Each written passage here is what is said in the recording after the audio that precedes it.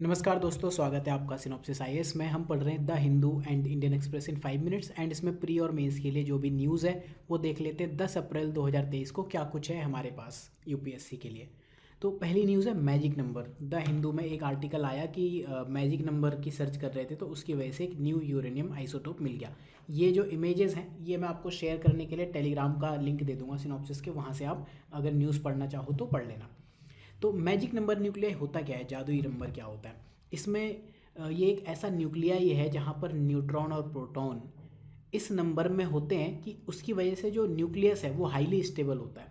एक बहुत हैवी जो न्यूक्लियस है वो अनस्टेबल होता है। आपने फिजन पढ़ा होगा, आपने फ्यूज़न पढ़ा होगा, वहाँ पर ये पढ़ी होगी। अनस्टेबल जो छोटे न्यूक्लियस हैं वो जुड़ के फ्यूज़न बड़ा न्यूक्लियस बना लेते हैं, और जो बहुत बड़ा न्यूक्लियस है वो फिजन की वजह से अनस्टेबल होता है। राइट, तो मैजिक नंबर ये होता है। और यूरेनियम आइसोटोप जो मिला वो यूरेनियम 241 है। अगर आपको कमेंट सेक्शन में पता है कि यूरेनियम के बाकी आइसोटोप क्या हैं बता देना। इस 241 की हाफ लाइफ 40 मिनट है। हाफ लाइफ का मतलब आपको पता होता है, ठीक है। अगर 1 यूनिट है तो उसका 40 मिनट में हाफ यूनिट बचेगा, अगले 40 यूनिट में 1/4 यूनिट बचेगा, उसके बाद 1/8। इस कॉन्सेप्ट पे यूपीएससी प्रीलिम्स में भी क्वेश्चन पूछे हैं, बस इसलिए आपको बता दिया।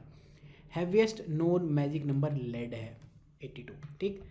82 प्रोटॉन है। ये आर्टिकल है, पढ़ना चाहो तो पढ़ लेना।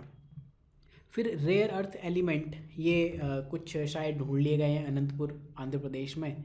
तो REE कहते हैं।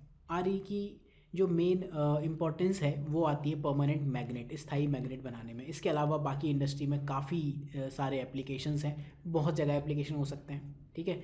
इनकी जो ख़ास बात है, ये 17 हैवी मेटल्स का ग्रुप है जो कि सॉफ्ट होते हैं। These are soft but heavy metals और लस्ट्रस, चमकदार, सिल्वरी वाइट, चांदी जैसे सफ़ेद दिखने वाले ग्रुप है। अब इसमें ये आप पढ़ना चाहो लेंथेनम, सीरियम, ये सारी चीज़ें तो वेल एंड गुड, अदरवाइज़ ये आप न्यूज़ देख सकते हो। CSIR ने किसी ने तो ढूंढ लिया।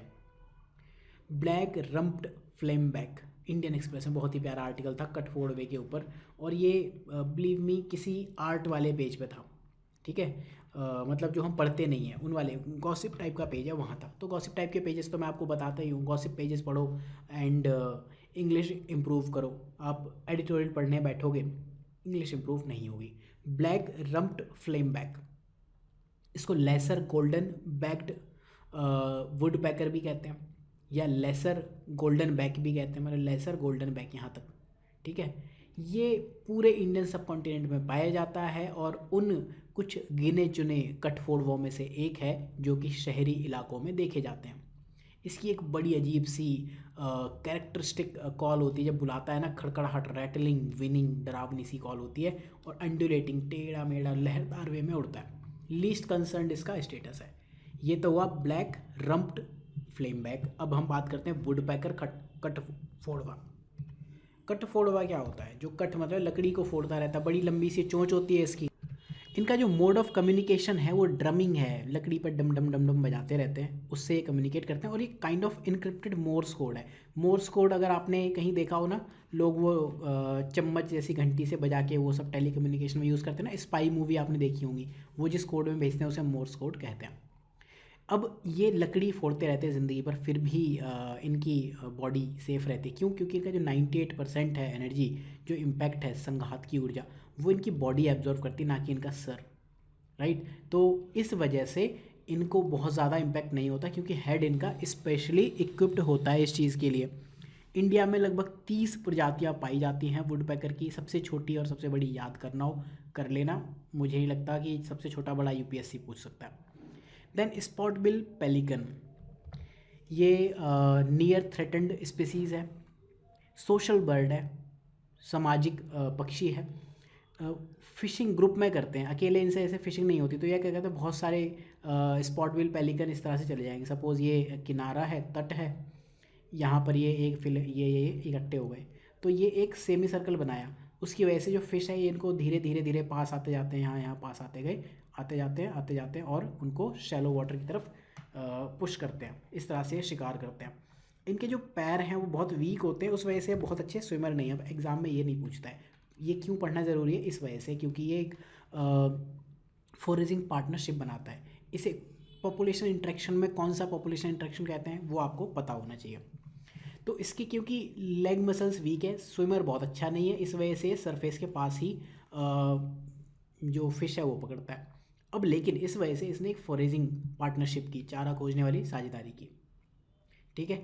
लिटिल कॉर्मोरेंट बर्ड का नाम है। अब जो ये कॉर्मोरेंट है ये डाइवर्स हैं और गहरे पानी में जाके मछलियाँ ले आते हैं, तो बस ये वेट करता है कि लाओ भाई नाश्ता ले आओ हमारा। नीलपट्टू बर्ड सेंचुरी जो यहाँ पर है पुलिकट लेक के पास में, वो इसकी one of the biggest breeding site है, उसके प्रजनन स्थलों में से एक है। और जो विलेजर्स हैं इसकी जो लीद है उसे फर्टिलाइज़र की तरह यूज़ करते हैं। आंध्रा में एक्वाकल्चर की वजह से इनकी जो ब्रीडिंग कॉलोनीज़ है वो कम होती जा रही हैं। ये न्यूज़ का स्क्रीनशॉट है। रामसर साइट इंडिया में 75 हो गई है। मैं नहीं समझता कि सब आपको रटनी चाहिए। 3 ऐड जो हुई हैं तमिलनाडु में, 3 जो नाम दे दिए बस वो ये याद कर लो, ये तीनों याद कर लेना, पिचावरम, करिकिली एंड पल्ली करनई, ठीक है। और ये इन सब जगह पे स्पॉट बिल्ड पेलिकन मिलता है। देन सब्जाक पास, ये आंध्रा सॉरी नॉट आंध्रा, अफगानिस्तान में हेरात इधर है, यहाँ कहीं है ये, तो इस वाले माउंटेन में है परोपमिसु, राइट। ये न्यूज़ का आर्टिकल है, बस इतना ही काम का था इसमें।